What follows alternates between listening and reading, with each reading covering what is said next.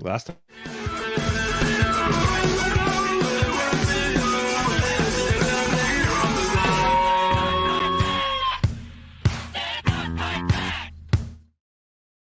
Welcome to a Football Show Thursday edition. Normally that is Zach Lyons. That is Easton Freeze in for Zach again, dealing with some family stuff. So send him your well wishes. My name is Braden Gall. You can get to me on Twitter at Braden Gall. Of course, Easton, host of the Hot Read podcast. We will get to that particular show coming up. Your producer, who is apparently 9 years old, we're gonna have a conversation. I'm only 10, so it's close. Well, this is what we're gonna do. We're gonna have a conversation about said producer, and if you need to text him to tell him to get into the comments, texting him, you might want to do it. So there's going to be some fun a little bit later on in the show. Of course, we will preview all the big matchup with Minnesota coming up. How are we going to watch it? What positions are we going to watch? Of course, and should the Tennessee Titans be playing their starters? Teams across the NFL do this very differently. And certainly that's a major topic of discussion going into preseason game number 2 with the joint practice against Minnesota, but also because of the injury to Treylon Burks. So we'll get to all of that. It all works together. And we'll do some book learning to some young folk on the pod as well. So all right. Sinkers Beverages, Kingston Group, of course, our two great local sponsors. Make sure you go to Nashville Scene Best of. Vote for Sinkers for best liquor store in Nashville. They won it last year. They're trying to defend their championship this year. And, of course, they have a mini beer fest coming up on September, the first weekend of college football. I believe it's September 2nd at Bluegrass's Beverages. 50th anniversary. There's going to be like 8 to 10 breweries out there. They're going to have a bunch of food trucks, TVs to watch college football. It's going to be a ton of fun. They got all kinds of cool stuff. So it's going to be, again, it's going to be a ton of fun. We'll tell you more about tickets and the menu and all that good stuff. You can get all that stuff. Of course, I think the beer fest, I think, is free to show up. They've got some other events that you can get tickets for. JT and I aren't old enough for that, but we'll be there. Sounds like a good time. I don't know if you're legally allowed to drink beer. We'll just hang out. Yeah, we'll get a water. Sure. I'm not. We'll see. We shall see. But any producer worth their salt will be there. So, okay. I hope that's what this is about, because he's a moron. So we'll get to that in a little bit later on in the show. So, D Good, of course. I'm not sure how I feel about Zach not being on the show. I like Easton, but the threat of a what the fuck are almost none. Are you allowed? Do you feel comfortable? Is it against your religion to say what the fuck? Can you do it? No, not at all. It's just the brand of our show. But I can lean into the brand of this show. I will fucking lean into the brand of this show. I do not care. There we go. I like it. See, look, D Good, we are making chicken salad out of chicken shit. Okay. That's right. That's right. That's what we're getting to today on the pod. Okay. Tennessee Titans, Treylon Burks, they're up in Minnesota. Wednesday happens. The video happens.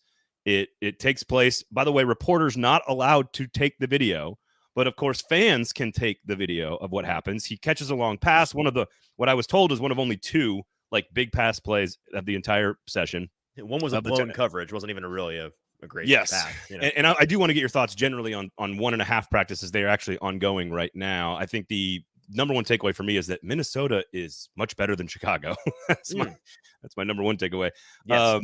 But only a couple of good plays. The offensive line got pushed around, but more importantly, Treylon Burks catches this long, deep pass. He's got a ton of momentum. You see it all the time on a deep route where like you've stumbled to catch the ball, but you're trying to keep yourself upright. And so therefore your legs kind of get ahead of you. And sometimes, like, honestly, when I saw the video, I was like hyperextension. Like that's what it looks like to me too. I'm with you. Yeah. Classic looks like a hyperextension. Turns out, of course, Ian Rappaport, who I'm assuming, and for those who don't know, got his information from Rand Carthon. I'm just gonna put that out there. Good buddy, Rand Carthon and Ian Rappaport. Rappaport, of course, puts out the Treylon Burks LCL sprain and will only miss potentially a couple of weeks. So just this team has avoided this for most of the preseason. They have been relatively healthy, other than a couple of guys that probably are not top 53. And the news is not huge nationally. It doesn't make huge headlines nationally. It certainly matters to fantasy football players. But I could not think of a bigger injury. Other than Ryan Tannehill, I'm not sure I can think of a bigger injury to have taken place at this stage of camp than Treylon Burks. And it's not good news, but it's not the worst news either. No, it certainly is a big sigh of relief. And I know based on the recent history of this team, a lot of Titans fans were assuming the worst for about 2 or 3 hours there. Like you said, it looked like a hyperextension on the video, which wasn't the highest quality, but it at least existed, unlike what you'd get at Titans camp. It turns out with the LCL injury, it sounds like it's essentially straining your LCL is a hyperextension, but instead of it's sideways with your knee. And so that tendon on the outside of your knee gets strained and he'll miss, it sounds like, a matter of weeks. Sounds like he could be potentially ready to go week 1, if not a couple of weeks into the season. Is probably more realistic, but it's not a he's going to miss half the year kind of thing. Certainly not a miss the whole year kind of thing. And I'm with you in terms of name value that I can't think of a bigger injury to happen this time of year. I mean, I would argue if, Derrick Henry tore his ACL, that'd be a pretty big deal for this team and would make fans equally, if not more, upset. But I would say in terms of value to the team, maybe value to the team's success, and I imagine you probably agree with me on this, it would be losing one of their starting linemen just because of the supply and demand issue there. You lose Treylon Burks, Yeah. it sucks for sure. But DeAndre Hopkins still exists, and Kyle Phillips still exists, and Chris Moore still exists, and Chika Okonkwo still exists.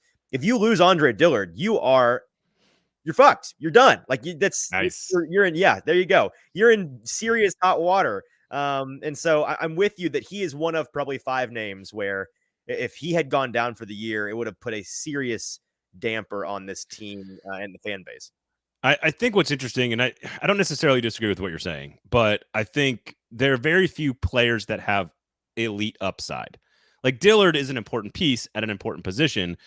I think he kind of is what he is. I mean, certainly there's a chance that he's not that. Sure. In a bad way. I don't think there's a huge chance that he like just massively overachieves his contract. I think he's either going to hit his contract and be just the guy that plays left tackle for the short term. Again, it's basically a 1-year deal.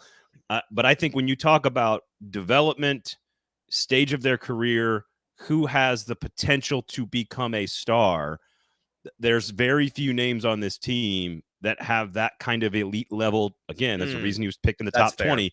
Yeah. He has like a guy who could turn into a player who could take over a game. There's not many people other than Treylon Burks on the team. And yes, Derrick Henry is critical. I get it. I think Tannehill's number 1, of course, but we kind of remove him from the equation because that goes without saying. The other names on that list, like Kevin Byard, I think would be pretty critical. I don't know if Jeffrey Simmons tears an ACL, maybe this team is done, and maybe that's the one I should put ahead of Treylon Burks. That's probably fair too. But they've developed guys in the defensive line. They figured out how to run the ball without Derrick Henry just 2 years ago on a very good football team. So that's my reaction is like, which one would depress the fans the most? And outside of maybe Tannehill, losing Treylon Burks for an extended period of time would just shut down all the offensive momentum that I think fans have, if that makes sense. Because he does have elite level. He has elite level upside, in my opinion. No, I completely agree. And I think that if it's a matter of upside, yes, there are very few. Maybe he's the number 1 guy on this team in that regard, where there is a chance that this season is a tremendous breakout for him. He has that potential to impact a team like a true wide receiver 1 does. Yeah, right. And so that would have been a significant loss if they lost him for the season. And it looks like they haven't. Now they've lost him for some valuable reps, which I know you think is something that may be a detriment to his season more so than fans are taking into account. You were talking about that before we started. Do you think that him missing the rest of the preseason and training camp is going to be a big deal? I think it matters a lot to him. Okay. I think it does. Now, we can discuss, and we will discuss this in a second, about reps in a preseason game. Right. I think missing practice time against Minnesota today matters to Treylon Burks. Does it define his career? Of course not. Of course not. Let's not go crazy. But I think a player who is on a path that he's on, the trajectory that he's on, the stage of his career that he's at, he needs good on good reps. And yes, you get that in 18 weeks of the regular season. And yes, that's what matters the most. I get it. But for a player like him, who has elite upside and has playmaking ability and has all this talent and didn't get enough experience last year, again, it's all contextualized. he is one of the only pieces, and we'll get to this in a second, that I would say needs to play some reps in the preseason. And again, I know teams do this differently across the league, so we'll get to that in just a second. And who we want to see now in place of him, but I think missing practice next week against Bill Belichick defenses is of critical importance to Treylon Burks' development. It's not the end of the season, it's not the end of the year, it's not the end of the world, his career, whatever. I'm just saying, sure. I think Minnesota's got some pretty good DBs. Belichick's a pretty damn good defensive coach. I think Treylon Burks is one of the guys that would have benefited the most from that work this week and next week. Yeah, no, I can't disagree with you on that. I think that it's unfortunate, and like you said, it's really, I don't think the next 4 or 5 weeks of practice, or 3 or 4 at this point, are going to ultimately, really impact the assuming he gets healthy and is back for the rest of the season, which is a big assumption. I don't think it's going to impact too greatly what he's able to do. But in terms of making that leap, missing these couple weeks of joint practices is pretty vital. I think you're right. I do find it funny, though, like, because I agree. I try not to overreact to, like, oh, you missed a couple practices.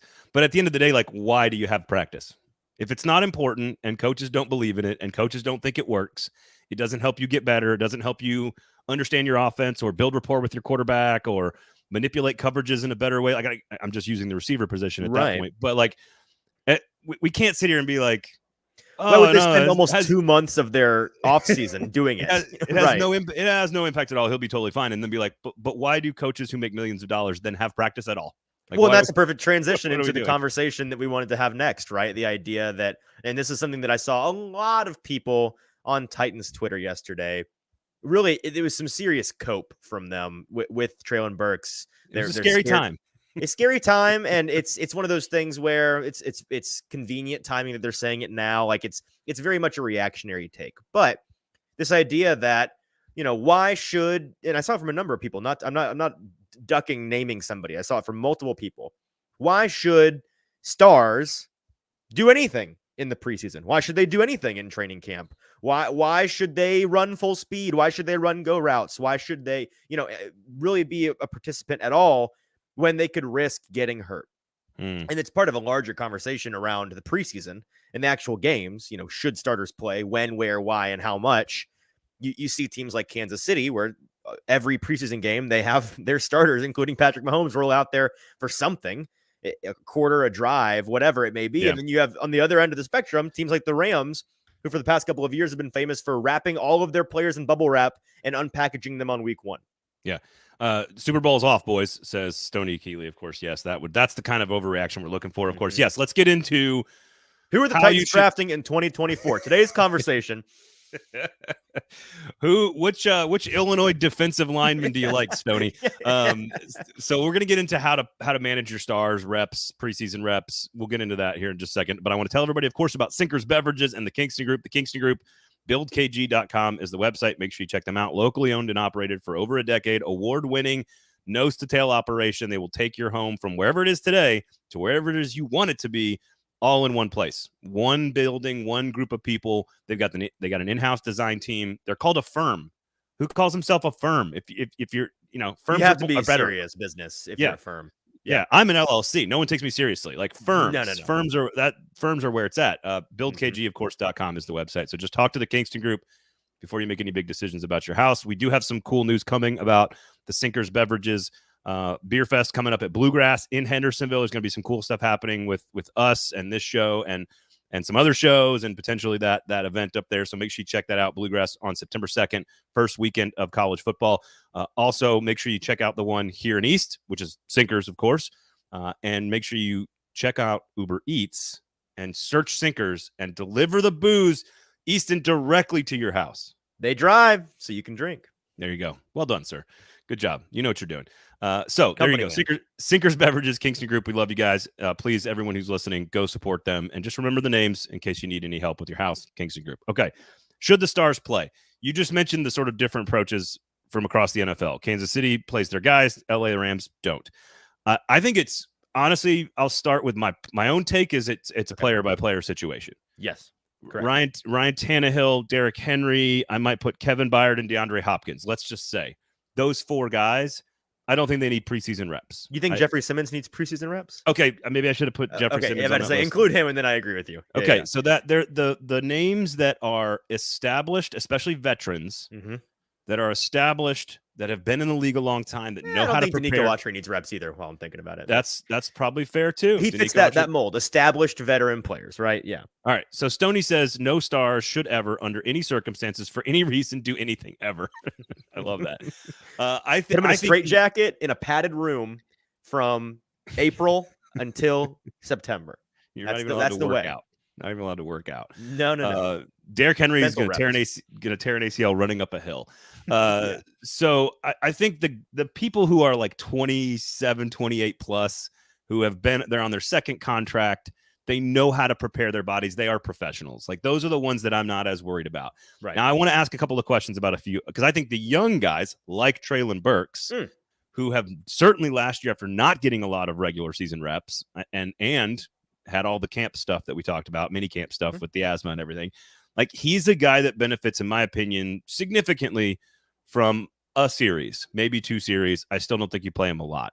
I am curious about a couple of names that I want to throw out at you, because like Elijah Molden is a name that I know he played with the starting ones last week against Chicago. Molden is a guy that I would want to see out there because of the injury last year, because he's still kind of relatively young. But Harold Landry is the interesting one to me. Like, Landry, you already have an inherent sort of reaction to the knee injury, and you're going, oh, okay, like that. You sort of like tense up a little bit, you pucker up a little bit when you think about Landry playing. But isn't that a guy, because he hasn't had contact in like 20, almost when's the last time he had actual contact on a football field? Just over 12 months. More than that, right? Because he didn't practice. He was on his first day of practice. Like, he didn't even the very first day. I think it was like the day before or the day after. Okay, well, we can say in game live action for sure. It's been 18 months. 18 months, yeah. Yeah. Even more, maybe. So, like, the point is I think a lot of months. Having Harold Landry play a series might not be the worst idea because of the context of his situation. What do you think of Harold Landry? Well, you're right that it sounds like a terrible idea on the surface. It sounds like the worst decision you could possibly make. But you're right that when you think about it for a moment, it does. The logic of getting him some reps, I do think it'd be foolish to like run him out there, and because there is this damned if you do, damned if you don't approach to an injury like an ACL when you come back. I've never seen a player come back from an ACL. Maybe Adrian Peterson when he ran. Adrian Peterson is the only. Yeah, he's a superhuman. Besides him, and he is the exception to the rule. I've never seen a player come back from an ACL injury and not have at least a couple weeks, a month, where you can tell by the way that they're playing, they don't trust that leg yet. Like, it's probably a mental thing most of the time. Like, they don't let them go back out there. The doctors don't, until physically they're probably ready to go. But mentally, there's that hurdle you have to get over of trusting, and that's why you get a lot of compensation injuries, right? You're afraid to put the full brunt of the workload on that tendon, on that knee. And so you do eventually have to, like, you've got to pay your dues with that injury and get up to speed. So you could argue that maybe playing as much preseason as humanly possible to get those reps out of the way would be wise. But on the other side of the coin, which is equally, if not more, if not more reasonable, is you are risking doing, first of all, going full speed a lot earlier than, every bit of time that passes since the injury is a higher likelihood of no re-injury or an injury due to compensation, right? Well, waiting as long as possible is good. Let me put a timeline in there so everybody understands. Like, okay, because the knees structurally at like 6 months are 100% fully healed. You can begin running at 4 months. Generally speaking, 3 to 4 months is when you begin your running, your jogging and your running. Are you putting, to your point, extreme pressure on cutting left and right on the outside and inside of it? No. But structurally, your knee actually gets fixed relatively quickly. There's just sort of building back the ligaments, building back the strength. And then to your point, you get to that 9 to 12 month window, and then it starts to become mental, which is what you're talking about. Now, there's also guys that we've seen on this team that came back less than a year. Bud Dupree, less than a year. Robert Woods, less than a year. Yep. This will be over a year. Mm-hmm. And so I think there is a difference between those guys that came back in like 10 months and needed 3 or 4 games to kind of get back to themselves, and a guy who's going to be at 13 months by the time camp starts. Like right now, Oh, if he totally. played against Minnesota, he would almost be at like 12 and a half, almost 13 months. You are physically ready to go at that point. Right. Well, yeah, you think back to when Bud Dupree, in that instance you mentioned, is playing for the Titans.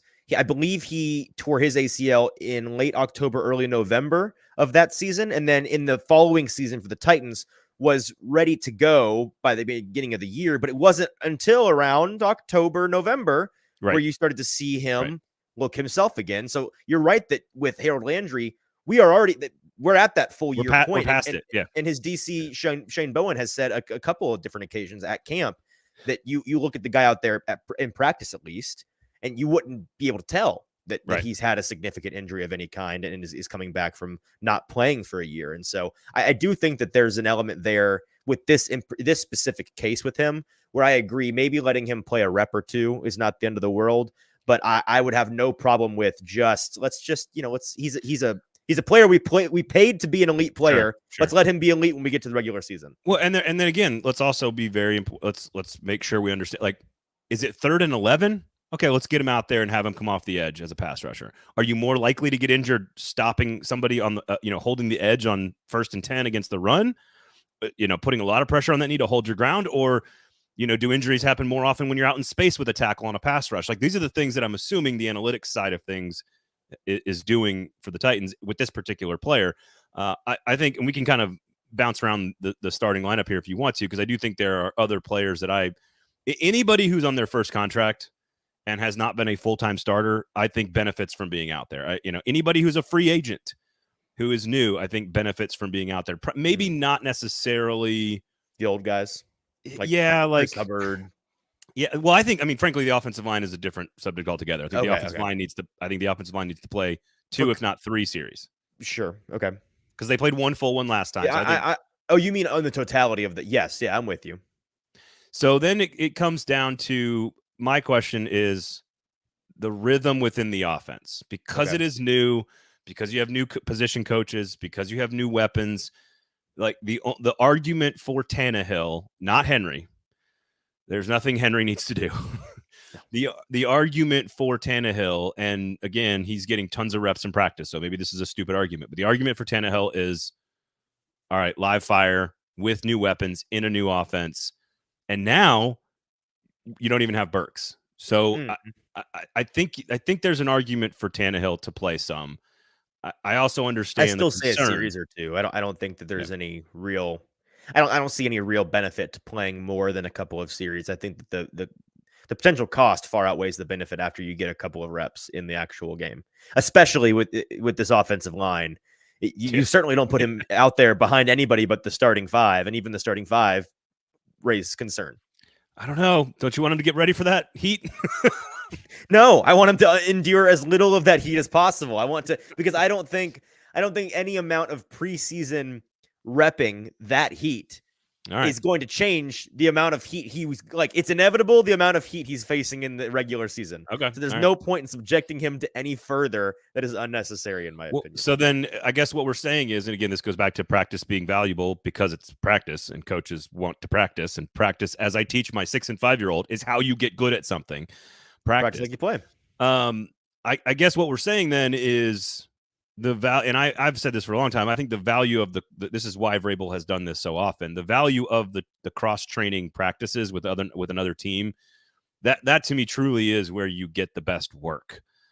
Sure, you can't be hit. You're wearing the red jersey. The quarterback can't be touched. But if you're trying to ramp up speed and sort of simulate the game, I do think that practice is very, very good. It's still not as good as a preseason game, but it's still very, very, very good. I think the other, and this is something we don't mention a lot, a preseason game is filled with, how many guys are on the roster? Because the cut down date is not for a couple of weeks. We're still at 90.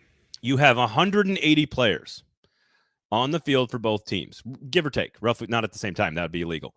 But you have 180 guys out there, of which like 85 are out of a job, which means they are going to do everything in their power to try to win a job. Sure. which could lead to a guy flailing around the edge or a late hit or diving at somebody's knees when they're not supposed to. When you are putting in effort to win your career, I think there's a risk, an inherent risk there in preseason games that I think you want to avoid at all costs. So Yeah, no, and it's very different as well this year because it is. I don't think we did this last year. I think this is the first year where they're not doing the step down cuts, right? So you're not going from 90 to 85 to 80. Was last year the first I year? think last year was the first year. Okay. Neither here nor never there. mind. Yeah. Either way, it is different today than it was in the recent history where you have less and less guys, and by the third preseason game, you're much closer to the actual starting roster than you are with, again, still not. It's kind of wild that you go from 90 to 53. That's a lot of dudes out of a job. And I'd imagine there's some desperation there. So I'm with you. When bigger scout teams, 16 guys, like there's all kinds of stuff that's beneficial.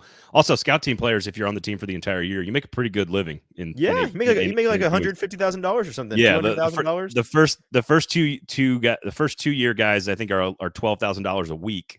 Yeah. And then if you're a veteran, it's $15,000 a week, which is better than a job I've ever had. So. Yeah. Sometimes people ask me, they're like, football, what do practice squad guys do on the side? I go, nothing. They make plenty of money. Like they do fine. They do fine. They are upper class citizens still. They're just not quadrillionaires. Right. And what's funny is like we have this joke all the time, the guy conversation, like, oh, how much would it take for you to get hit in the face by Mike Tyson? And I'm, it's like, I always tell people it's a lot less than you think. Right. Like, everyone's like $1 million. I'm like, no, you do it for $5,000. Shut up. Like you would do it for $5,000. Today, Mike Tyson? That's the question. But old man Tyson, I'm in. But man, take one punch, get one concussion for like $10,000. Every one of you listening would do it. I'm sorry, you'd all do it. Sure. You pay off a car with one punch to the face. Come on, we're all going to do it. Sure. I think everybody's number for all of those types of guy conversations is way lower than anyone realizes. Yeah. But asking me to be a scout team football player at the NFL level, that is a tough, physically demanding job. That's not a one-off activity. So, yeah, that's a grind all year, no glory, just work. getting popped. Old man Tyson is still an absolute savage. Yes, D good. I think he could still knock he is. I'm out. just more confident old man Tyson wouldn't actually send me into a coma and then my grave than young man Tyson. Take 98 Tyson with a boxing glove. I'm not talking about bare knuckle here. Like with a boxing glove, I bet I'm still concerned. I mean, I'm not saying we wouldn't need medical attention immediately. We all would, but to pay off your like kids' education or to buy your car outright or whatever, pay off your student loans with one punch to the face. I don't know. I think I wouldn't do it for $5,000, but would I do it for 50? I think I'm starting to really consider it. It certainly doesn't have. You don't have to get near six figures for me to start considering it. I'm going to give you $5,000 to let me punch you in the face. Would you do it? Like you? Sure. Yeah. I'm a world champion boxer, right? Right. I got the belt right there. I'm not even kidding. It's right there. All right, Stoney. Okay. Now I cannot punch like Mike Tyson, but you're telling me I bet you take a hit from Mike Tyson for less than. I think you're all talk right now. Maybe I'm way overestimating the difference between the punch of an average person and Mike Tyson because I feel like he'd kill me. He would not kill you. You just have a concussion. That's all. You'd be knocked out. You'd be knocked out for sure. Listen, I'm very CTE conscious. I don't want my brain turned into soup. All right. I'm so brilliant. I got to be protective of this. Fair enough. Okay. So I hope JT's still hanging around. Your producer on Hot Read Podcast. Check it out. He was earlier. He better still be. I want to talking about. So I've got a bone to pick, which I hope he's heard before.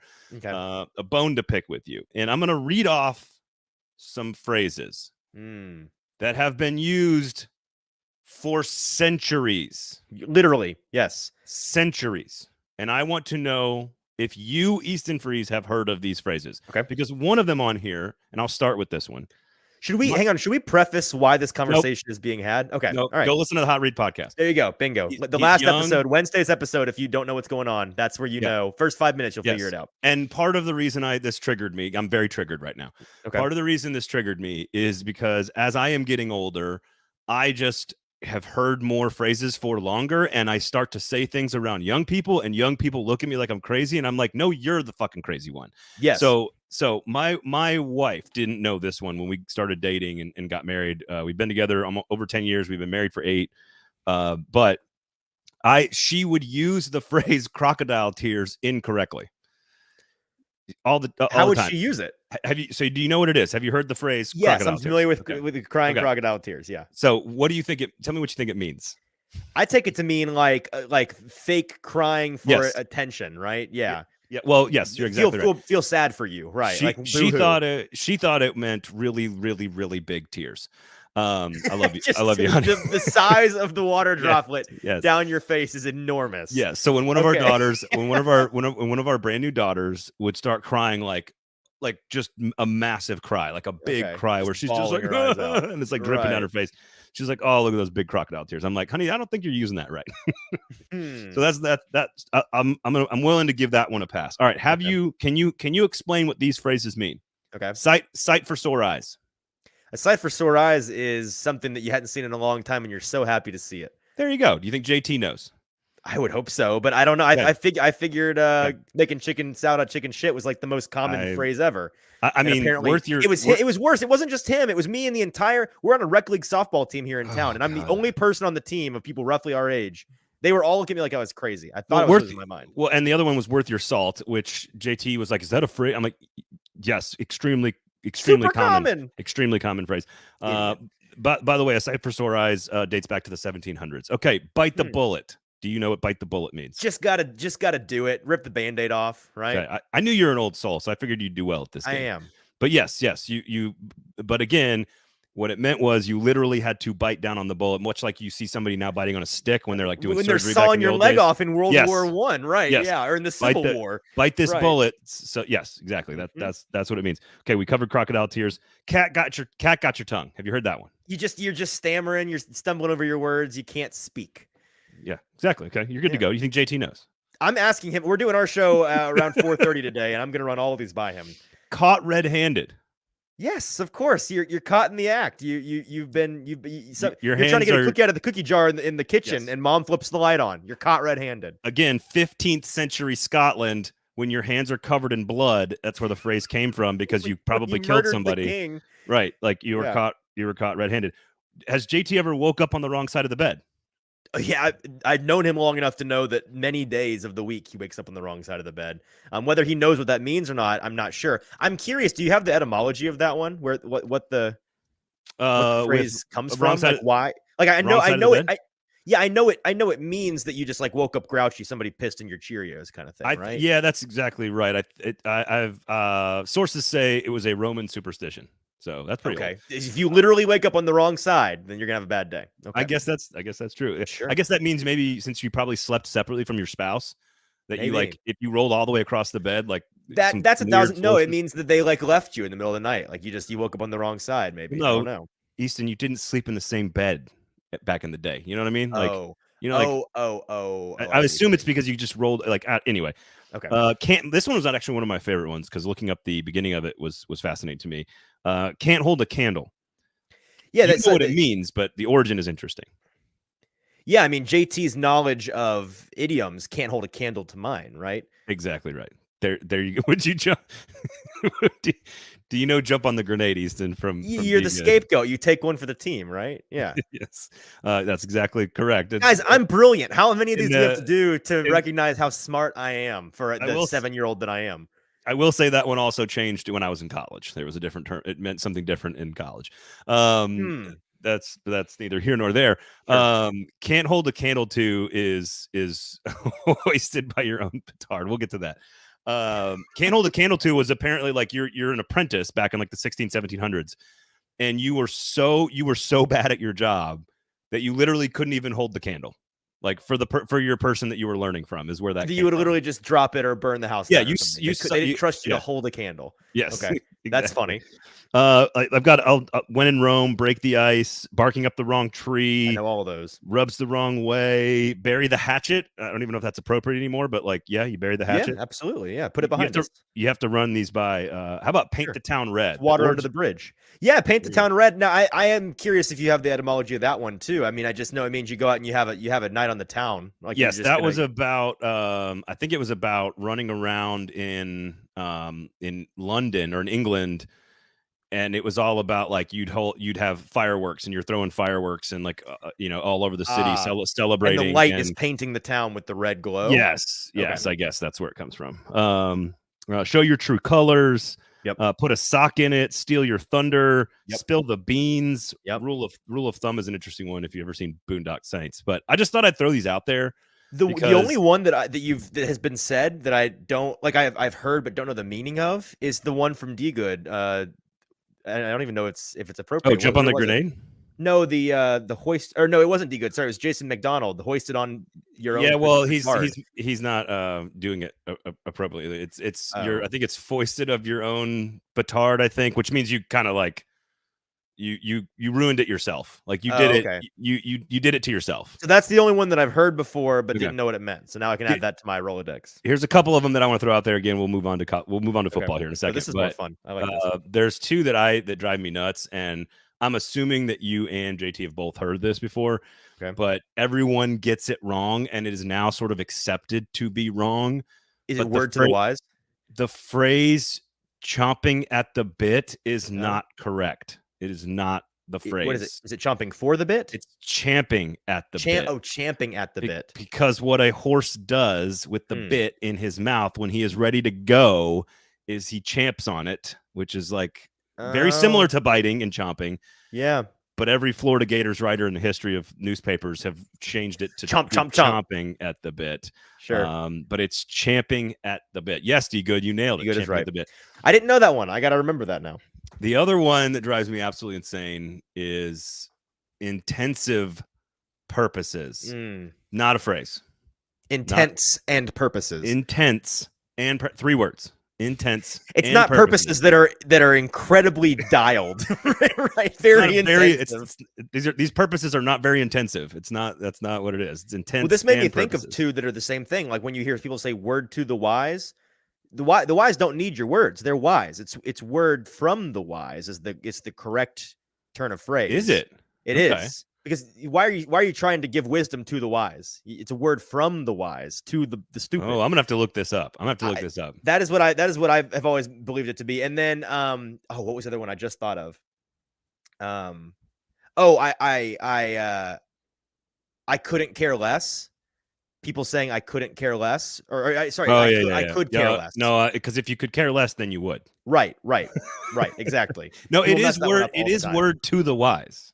Is it word to the wise? Yes, because I'll give you doesn't make any sense. Because I've always thought that doesn't make any sense. No, look, I am giving you wisdom right now, so it's now a word to the wise. That's what I have given you the wisdom. Yeah, here's a word to make you wise. Is what somebody explained that to me as wrong in the past, and I guess they were the morons all along. There you go. Okay, I wanted to point out a bunch of phrases that may sound like I'm old, but like I'm 41. I'm not from the 1700s. We've been using these for hundreds of years. That's what I told JT. When they made me think I was going crazy, I looked it up and I found the literature. Yes. I was like, this is on the record for hundreds of years beyond me, my friend. They are ignorant. We're not old. That's the difference. Bingo. That's the difference. They are ignorant. Ignorant. That's what it is. I'm not crazy. You're crazy. Exactly right. Go to Sinkers Beverages and Kingston Group, by the way. And if this entire segment has made you drink, please Uber Eats Sinkers Beverages right to your house. The booze will show up right there to your door. So they drink so you can drive. Wait, they drive so you can drink. There we go. There you have it. Okay. Position battles, things we want to see. I mean, obviously, we can get we can get the Levis Willis thing out of the way right away against Minnesota. We're going to see them both play. Sure are. They're going to play probably about the same amount. I'd like to see maybe a little bit more 50-50 split. I want to see more Levis. I felt like we got the Willis show last time a little bit, especially in the first half, because first of all, let me ask you this. Do you anticipate them doing the whole drive on, drive off thing, or do you think they'll go by half? Do you have any idea, any inclination? I don't mind. I don't mind the strategy of like letting it play out. Like one time they put Willis out back in the first half because there was such a quick turnaround on the turnover. Right. That they were like, all right, that was a short drive. We're going to put Willis back out there after the turnover. And then of course he threw the ball through Josh Wiley's, stratosphere. Yep. I'd like to think that telling a quarterback that he's got some time, like you've got a quarter, or you've got four. Okay, hey, you're gonna have 4 drives. You're gonna have 4 drives. You're gonna have 4 drives. You're gonna have 4. Now 16, you might not get to 16. Maybe it's closer to 12. So maybe it's 3 drives. Like, I could see, and this is just the sports psychology guesswork happening here. I could see if I was told I'm off the field after this drive every time that I might press to do something different. Yeah. Whereas if I know I've got 3 straight drives, I might do the responsible thing, take the check down on 3rd and 8, or throw the ball away on 2nd and 12. Like, you might do something more responsible if you know you've got a little bit longer of a period of time to kind of show what you've got. So I'd like to see especially Levis in a start. game that does not matter. Like, it's Right. hard to tell people you have one drive, don't do anything stupid. But if you do, it's not gonna Right, mean right, anything. right. So I think that, I mean, obviously people are going to be talking about when the Titans and the Vikings get together, it's going to be about the quarterbacks. It's going to be about Levis and Willis. And let's remind everybody, as we did on Monday, that Ryan Tannehill is the starting quarterback and has looked very, very good in camp. And Actual NFL starting quarterback Ryan Tannehill. Yes, He's that dude. Yeah. Are you going to change the thing down below? Change that for me. Vikings. Oh, I sure am. Yeah, Yeah, I got so enthralled by our our idioms conversation. Very important that it says forgot my job. previewing. It's very important that it says previewing Minnesota. That's what we're doing. I don't know. Give me a couple of positions that I've got a few that I've got written down here. We can start with Burks before we get to our individual favorite ones. But like, what does this mean for the receiving core? Who are you gonna see? Who do you want to see? Who do we need to see at that position? Well, it's funny. I would have said this, and this is something that I saw people talking about on Twitter today before we found out that Colton Dowell was not at practice today. I would have said Colton Dowell had an opportunity with Burks not in the rotation for today's joint practice, and then, of course, in the preseason game on Saturday, to, state his case, because we've been talking about him as a guy that's kind of on the outside looking in right now. I think this would be a perfect opportunity for him to make it clear that that his coaches should be fighting to keep him on this roster one way or another. I don't know why he didn't practice today. From what I've read, there's not really any injury inclination from yesterday's practice that we saw. I'd imagine that's what it is, and not something that's off the field. But either way, if he's not practicing today, that's a big missed opportunity. And if he doesn't play on Saturday, that might be the final nail in the coffin of his chances to make the 53-man roster, to be frank. I also am curious to see a guy like NWI, who's been talked about as, is he fighting for a spot? Is he not? I'm mostly curious to see how much they play him this weekend. We saw in the first game, he played, I believe, 20 snaps, which was about in line with guys like Kieris Jackson. And it wasn't top tier. It wasn't top tier. It was like, right. Well, no, Dowell's number 1 with 29 snaps. Racey McMath, 27. Mason Kinsey, 27. Reggie Roberson, 26. Those were the top 4. Okay. And we talked on Monday. Those could be the 4 that are battling for the 6th spot, which means exactly they might be battling for 5 and 6 now, depending on Burks's timeline. Yes, and that's why with NWI, I'm curious, with him getting less snaps than those guys, you could spin it either way. It could be, well, they're not playing him a ton because they're not really trying to see whether he should make the roster or not. They're confident he's going to make it. Or it could be like you could argue, I suppose, they're not playing him a ton because they don't think he's really in that competition. I know where you and I stand. Not one of those guys is better than NWI. No, we agree on this, but I do think it'll be interesting to see, does he get the same amount of snaps? Do they see more of him because you don't have Burks and potentially Colton Dowell available for this game? I don't know, but I think it'll be fascinating to see just how much run he gets. Yeah, I agree with you. It is interesting to watch. I think he is just such a safety net for the quarterbacks that you're sort of trying to put a veteran presence who knows what he's doing, is going to be in the right spots out there for both quarterbacks who are very young and inexperienced. D Good says, if Burks will miss week 1, how many of the receivers do the Titans keep? I don't think it changes. I think if he's out, you keep 6. If he's in, you keep 6. Yes. I think what it amounts to, and you already pointed this out, it is an opportunity for a couple of players to prove their value, in particular Colton Dowell and Racey McMath, because of their size and ability, which matches a little bit more in line with what Treylon Burks does. And you've already mentioned Dowell. This is about Racey. Racey, dude, 3 years in the league. Like, you're dropping passes. You had a couple of nice plays last week. This might be your last crack at making the Titans roster. And now Burks is out of the way for both games. You got to go show people that you belong in the NFL. And he's got the skills to be an NFL player. He's got the athletic ability. He's just got to put it all together. This is his, to me, this is all about Racey McMath. Go make plays and show people you are better than Dowell and deserving of a spot in case Burks is hurt. I like that take. And I think my brand really isn't to be reactionary and over the top, but I don't think it's crazy to say that the next 3 weeks may be the pivot point in Racey McMath's career that determines whether or not he is a perpetual practice squad fringe guy on a team never really making an impact, or gets to play a little actual football and be a part of a team on their active roster out there on Sundays. That could be how significant the next 3 weeks are for him. So I think it's a big deal. with Burks not available. So I don't know who else. I mean, Reggie Roberson, I think, is in line to maybe get a spot if Burks is not active in week 1. Yes. I think Mason Kinsey is just I think he's just sort of a backup at everything he does. He's backup return guy, backup Great slot camp receiver, body. just kind of a backup guy and a very dependable practice squad guy. He's not an NFL starting player, I don't think, in any way, shape, or form. So I think receiver is one of the most interesting, second behind the two quarterbacks, even though those are backups. What about what's next for you? What are you most interested to see position battle wise, groups of players? What is it you're most interested to see after quarterback and receiver?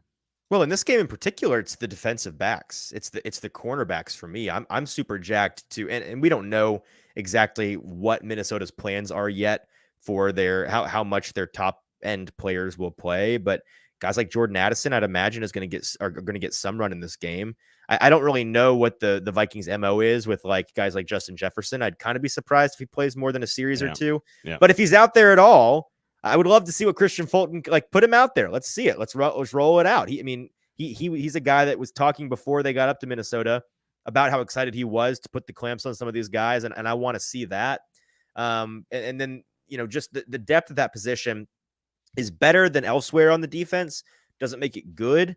They've got their starting guys in McCreary, in Sean Murphy-Bunting, in Christian Fulton, in Elijah Moore, and then it becomes, can we see more from Trey Avery? I think that people are rightfully so starting to come around to Trey Avery becoming a reliable depth piece on this team. At the safety position, do we see any of Elijah Bolden if he gets some significant play in this game, like you alluded to wanting to see from him? Do we see him playing that nickel safety position some more, like the Titans seem to want to do this year? Do we see any, like Mike Brown, continue to emerge at that position for some depth? I find that pretty fascinating. What position for you is the one you're looking at most? Well, I mean, the offensive line is the most important position group on the field, probably. So how long do they play the first 5? I think is going to be really critical. And they had one good drive. Okay, that's fine. I want to see maybe 2 or 3 drives, and then what do they do with some adversity? Like, what does it look like? There were a couple of plays where I thought they did well in run blocking, they did well in pass protection, and then there's a couple moments when you break it down player by player, you're like, oh, that play worked, but Andre Dillard got pushed back into the quarterback, or that play worked, but so and so didn't do this, or so I just want to see a little bit more tape of the 5 of them together. I think that's number 1, but I think that kind of goes without saying. I'm still obsessed with the middle linebacker position. I can't tell if they've got a lot of good options or a lot of okay meh options. I just don't know, because none of these guys have they all seem good, because in a vacuum they're all the same and we can't tell if they're actually good or not. Right. And nobody has pedigree. So there's not one of these guys that was like a 5-star recruit and a first-round draft pick. Like, they don't have any of those types of players at that position. It's all late round backup guys, earn your way into the starting role guys. And that's the way Vrabel likes his linebackers. Jan Brown, David Long, 5th-round picks. Like, they like their guys like that, those gritty, tough kind of, gym rat type of guys. And they got a lot of them. I mean, Azeez Al-Shaair is one of those guys, and we think he's the best, but like, what else? Like, I don't think Ben Neiman is a starting player in the NFL. I haven't seen that yet. So I'm fascinated by the middle linebacker position. I agree with the rotational situational coverages in the secondary is going to be really interesting. Who goes where and when, because they really kind of do have 4 starting corners and like 2 starting safeties, but Molden kind of can function as both. Yep. He reminds me a lot of a less rangy, less explosive Antoine Winfield, frankly. Junior, like he's short, he's a little undersized, very physical. Winfield can cover more ground, but I think Molden plays safety for this team long term. Like, if he's going to be in the NFL, I think he's going to be a safety. You think eventually they may just convert him to a full time? I think no matter where he goes, I think he's a safety, or he's I think you're right. Again, if you watch a lot of the game or practice, they're rolling him up into the box, which is again that cover some tight ends, take on the run. He's just such a good physical tackler. Like anyway, I think those 6 guys, watching them rotate and then seeing what's behind them is interesting. But middle linebacker for me, I think the offensive line as well, and then. I mean, running back's not a particularly important position, but let's see what some of the young guys can do behind Derrick Henry. What is Hassan Haskins' future on the team? I don't know. And then the tight end position is wildly up in the air, because I don't know if you see Chig play. We didn't mention him earlier as a guy that might need some reps, but I think I'd like to see him get some reps, because a lot of progress at the end of last year. certainly lots of expectations for him this year.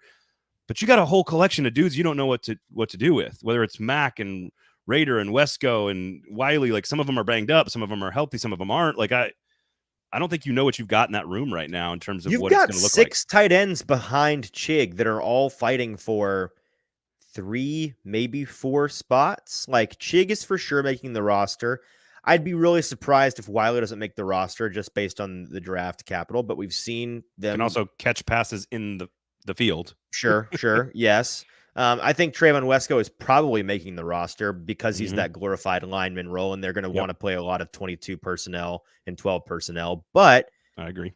Beyond those guys, okay, let's say those 3 are safe, even though the second and the third guy I think still are up in the air. Then it's Kevin Rader, Justin Rigg, Thomas Odukoya, and Alize Mack. The only one of which that I think is clearly not on the team is Justin Rigg. I want to see Mack play. I want to see Mack run some routes. No, and I was so high He's on him athletic, early in dude. camp. He's athletic. He for the first 2 weeks of camp, he was making a play every single day that I was there. Yep. He's a really promising player, but he's already dealing with a lot of injury issues. He's not been out there a lot recently. I don't think we saw much, if anything, from him in the preseason game last week. I don't think. No, I don't think he was active. Yeah, no, I don't think so either. So, like, if he continues to miss for injury, I think that he's going to be an easy one to not make that list. And they seem to really. And Mike Herndon was on this line of thinking earlier this week on Twitter. Thomas Odukoya, the second year tight end who was their international player slot last year. I forget, like, for the life of me, I can't remember where he's from, but I know he's an international player. Europe, like Serbia or something? Yeah, it's somewhere in Europe. I don't know for sure where, but he was their international designation last year, and so he was safe on the roster under that designation. They brought him along, and he is, in the passing game, not really anything super to write home about. He's a better receiver than a guy like Treylon Wesco, but he's certainly no Josh Wiley, for example. But in the run game, again, in that 12 and 22 personnel set combination that they like to run, those 2 different looks, in that first preseason game against the Bears, he was mauling dudes. I mean, he was really, really fantastic on the line, and it made me think of when we were talking to Chigakonkwo at camp a couple of days ago, if not weeks ago. The time runs together now. Somebody asked him about Thomas Odukoya, and Chig said that he thinks he's the strongest player on the entire team. Oh, wow. He said he's the strongest teammate he's ever had. Netherlands, by the way. Netherlands. Okay, yeah. So he's nice an Dutch soccer player. Yeah.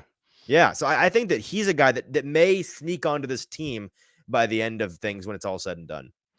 All right, that's an interesting take. I like that. But I do think the tight ends are, the receiving core is interesting. Pass catchers, because no Burks, and I don't know how much you're going to see a Chig. You got Levis and Willis out there. They're going to be slinging it. They threw the ball, like 45 times last game? So, 40 something. Yeah. They had 31 dropbacks for Willis, and then I think 15 or 16 dropbacks. So you're talking about almost 50 dropbacks between the 2 of them. That's what I think you want to keep seeing, and then you got to find out what you got in receivers. I think maybe a little bit more Kyle Phillips wouldn't be a bad idea. Sure. Just to get him a lather a little bit, because you're expecting him to be a contributor and give him some reps. So otherwise, I think do we see more Tyjae Spears, by the way? Do you think we see him in this game? I think what we saw last week is the right amount, actually. I think another drive. I think if he's clearly your number 2, I think you give him the football, and they force fed him on that drive. So it's like, if you're going to give him a drive, give him the football. Sure. Let him be the main driving force, see what he's got, let him feel good about his NFL debut, and then move on. I don't think you need. No, you don't. I don't think you need 8-10 carries for Tyjae Spears. I think you just give him his 4 or 5 touches and then move on and see what you got with the next guys. Because I know that people are very high on Jonathan Ward, but he didn't get a lot.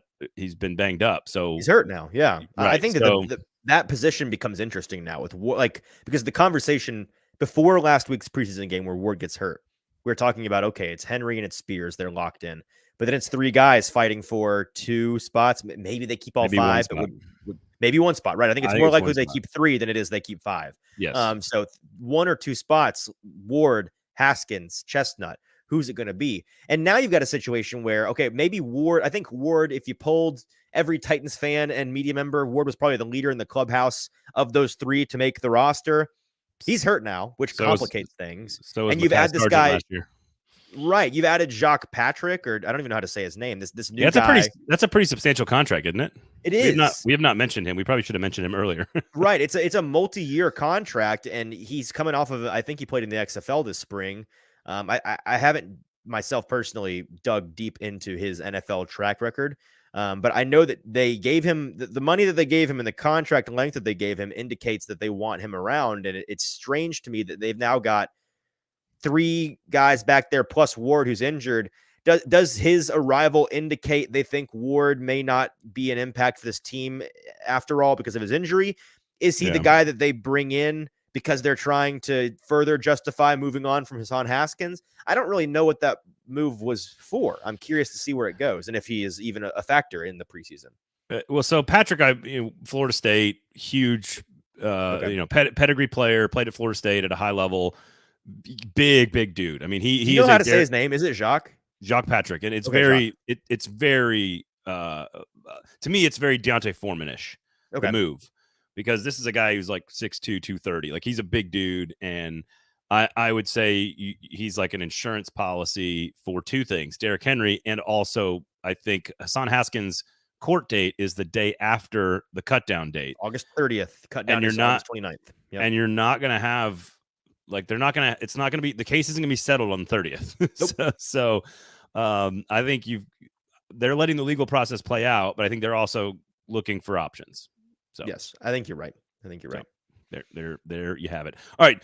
Last but not least, go to Sinkers, of course, Kingston Group as well. Make sure you check out Stack in the Inbox. Treylon Watkins there on some interesting stuff about the Tennessee Titans as usual on Zach's Substack there. So make sure you check that out. Easton, you are the host of the Hot Read podcast. All over every single. You got the YouTube page as well as across all podcast apps as well. You can find that everywhere you get your podcasts. We normally end the show with Easton Asks College Football Questions. Do you have any college football questions for me today, Easton? Oh, boy. This is unprompted, so. I can always pull something out of my butt. I'm good at improv here. Wow.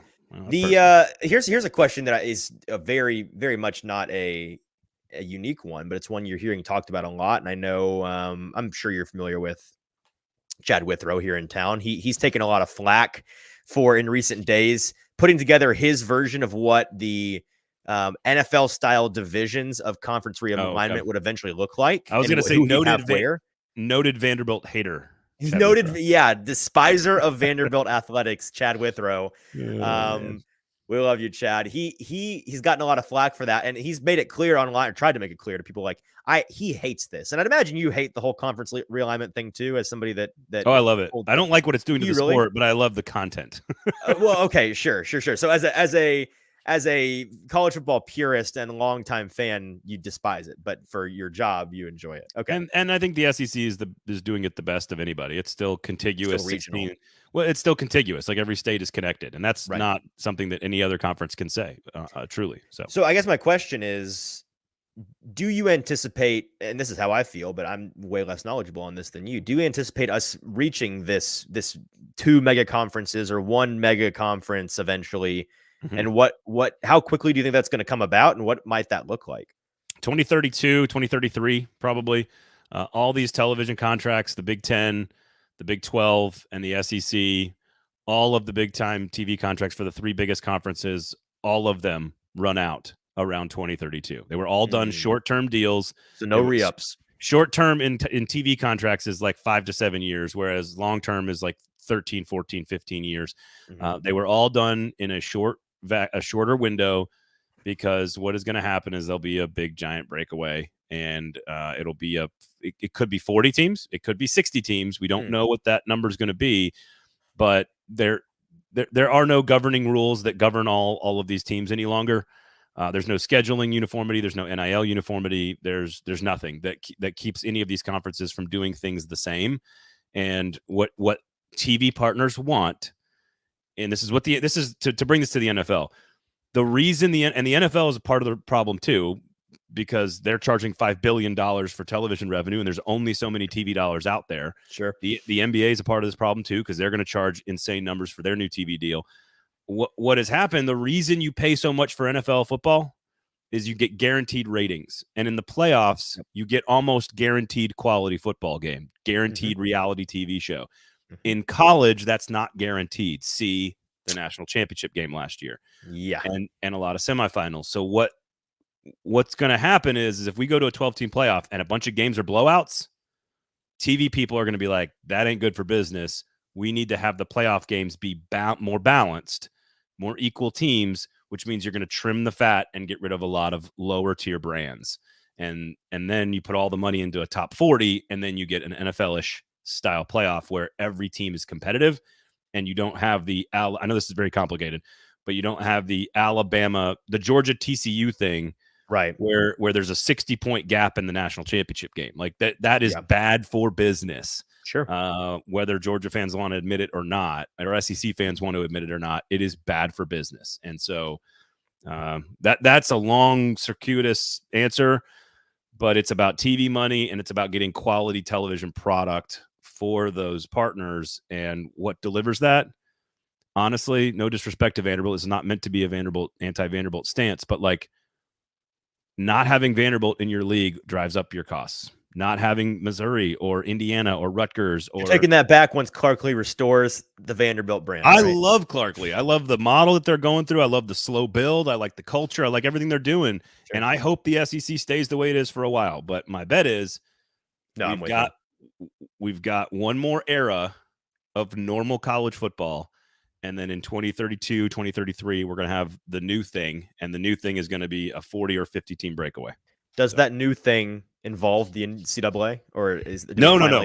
That's the nonsense of the NCAA. That's the breakaway. In fact, when you see those commercials that say, "Oh, we've got 5,000 athletes and they're all going pro in something other than sports," of the 366 sanctioned NCAA championships, football is not one.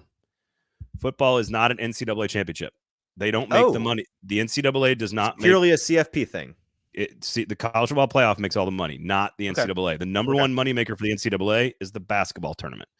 So the breakaway is going to be a football-only breakaway, in which case I actually think all the other sports in colleges will go back to the conferences they were supposed to be in, actually. That is gaining some speed. That is gaining some traction right now. I like that idea. Okay. We'll see. There's no reason for Rutgers softball players to be playing against UCLA. Like, it's stupid. It's a lot of airline miles, kids. You don't have the money. Nobody's got the money for that, dog. Not growing on trees. Ain't nobody got the money for BYU and UCF to be playing water polo games. You know, like, is it a game? Is it a match? I don't even know what you call water polo. All right. Thank you guys for hanging out. Go to Sinkers, go to the Kingston Group. Please remember the name of the Kingston Group, and buy your booze from Sinkers. Cool stuff coming as well. Check out the Hot Read podcast, stackingtheinbox.com, all the other great shows across the 440 Sports Network. Hey, we're live later today. If people haven't gotten their fill, we're talking with Sam Phelan live from Minnesota. If you want an in-person update on the joint practices, join us around 4:30 tonight. We'll be talking with him. Boom. There you go. Check it out. Of course, on the 440 Sports YouTube page, the Broadway Sports Media YouTube page, and across the podcast apps as well. For Easton Freeze, I am Braden Gall. Thank you guys all for commenting. Thank you guys all for listening. Enjoy the weekend. We will talk to you next week.